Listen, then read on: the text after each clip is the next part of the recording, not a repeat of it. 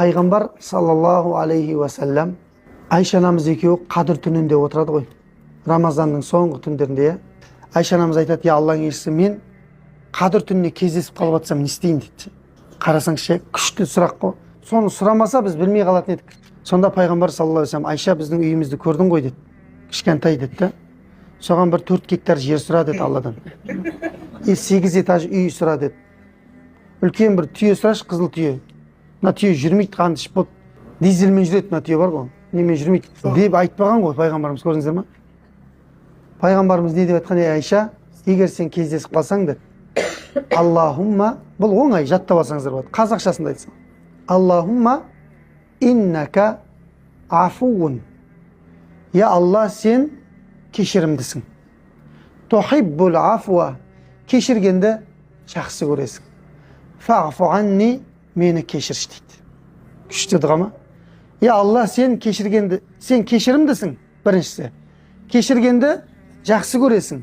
Мені кешірші дейді. Қазақша айтсаңыздар да болады. Я Алла, сен кешірімдісің. Кешіргенді жақсы көресің. Мені кешірші. Қараңыздар. Демек, ең ұлы түн, қадір түнінен асқан бір түн бар ма жер бетінде? Қадір түнінен асқан, қадірлі Құдайдың құзырында бір түн бар ма? Айтыңыздаршы. Ешқандай түн жоқ. Сондай қадірлілігі оның бір сүрені арнайы сол түнге түсірген Алла Тағала. 114 сүренің біреуі қадір деп аталады. Алладан кешірім тілей беру. Айша анамызға айтып отқан, қарасаңызшы, пайғамбарымыздың. Әлі сол жерде тұрмыз.